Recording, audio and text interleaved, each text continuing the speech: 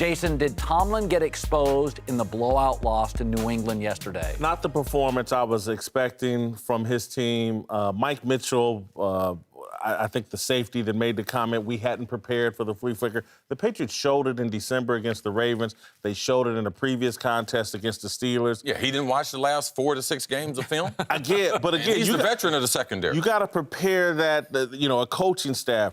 Bill Belichick stands in front of his team almost every day and walks through the key plays and things like that. The Steelers, to me, did look unprepared. It was very disappointing for me to watch. I've been critical of Tomlin. I thought I was seeing something where they were improving. On both sides of the ball, I thought the receivers, other than Antonio Brown, looked overmatched. And then in the secondary, they were so basic, it made me question, well, either I don't think they trust these guys intellectually to adjust their zone defense, because there's different ways to play zone. Phil Simms kept beating them up for playing zone. I understood the zone, but you can vary it. You can rush 4 and 5 people while still playing zone. They didn't vary much. You taught me something once. We talk about this, like with college coaches. Nick Saban is a schematic guy. Mm-hmm. Urban's a CEO. Yes. So coaches can be successful 2 ways. Mm-hmm. Let me take Chris's argument that he taught me about the NFL. The game is becoming more analytical. So is baseball. Baseball was first, NBA next. Football now, Richie, you're there. It's more analytical. There's more data. It used to be that coaches could kind of be, Mike Ditka was sort of a go with the gut. My guys run through a wall. Mm-hmm. Tomlin's got a lot of that. I think what's happening in the NFL, it's becoming a little more surgical. It's becoming a little more precise. And Rex Ryan, I've seen get exposed on this, and Mike Tomlin at times. To beat the Belichicks, Coughlin has done this. You got to at least, Dungy did some of this, match them occasionally on precision. Pittsburgh has become, to me, the scales have tipped. They're a little too much emotion, pro player, a little less precision, and I think they really, you witness that against New England. I think emotion has gotten them this far.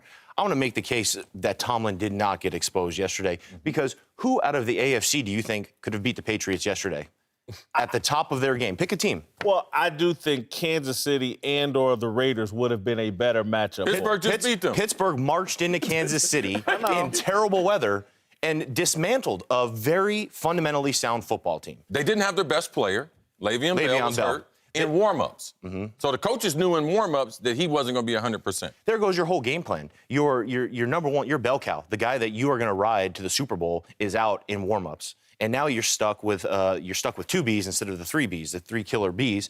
And on defensively, they couldn't get after Tom Brady. If you can't make Tom Brady uncomfortable and you can't make him move and you can't hit Tom Brady, all the pressure falls on the back end. You can play whatever coverage you want to play. Man, zone. Tom is going to carve you up. Let's go to the first 3rd down. People had a problem with that. It was 3rd down and 1. People say, well, run your running back and get the first down.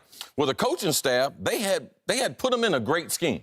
All right? They had the slot receiver. They had Coates one-on-one. The safety was in the middle. They were going to get a big play in 3rd and 1. The players didn't execute the play. So now all of a sudden, now the coach is not buttoned up because the offensive coordinator called a perfect play, but the receiver didn't adjust to the ball and him and Ben didn't connect. So it becomes a trickle-down effect or a domino effect as the game goes on. New England executed so good at the beginning of the game, it put Pittsburgh immediately on the defense. Heels. I love the play call. It's aggressive. Yeah. You're taking a shot. You're going down to get points. It's like taking the ball. There's no science against taking the ball, not taking the ball. They said, we're in Foxborough, we're here, we're taking the ball, and we're going to go down and score. Things didn't turn out that way. What about the flea flicker, though? What about the 6 blown coverages? Mm-hmm. There were times when I thought to myself, okay, and Tomlin has a reputation. He goes into a game with something. He's going to primarily stay with it. I thought he stayed with the zone, soft zone, a little too long. Right. But that's who Mike is. Mm-hmm. He wants to sell to his players, this is our mission, this is what we do. But what about the blown coverages? What about a veteran safety getting smoked on a... But that's not the coach's fault, because I was a high school free safety, was all state, had 10 interceptions. Your first read is 3 steps back, 2 to 3 steps back, read the receiver, which the tight end and the receiver blocked on that side, all right? They pass block. When they pass block, you keep going back. If they run block or pass the line of scrimmage, you take 2 steps, read, and come up, all right? He came up.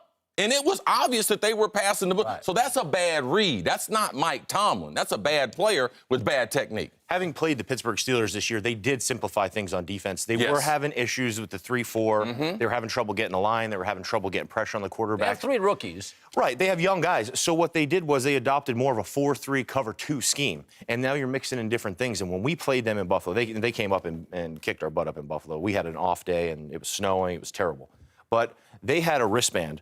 Everyone had a wristband around their waist, and they had maybe 4 or 5 defensive calls on that. And every play, they were looking at their wristband, and they kept it simple, and they beat the tar out of us. And then when they went and played the Miami Dolphins, they had a similar game plan. So when you have better personnel, you can keep it that simple when your personnel is that much better.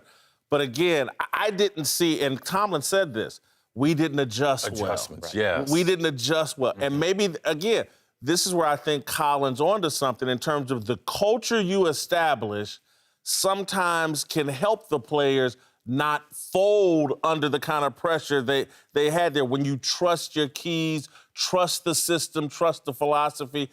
They got on their heels, they panicked and looked like a high school team. And I agree with you because also after the game, Mitchell knows I'm a veteran player. Don't tell anybody what you studied and what you didn't study. Like, don't let people inside the locker room. So that was a more rookie mistake. Even his comments about the game showed that the organization wasn't buttoned up, even the veteran Pointed players. a finger.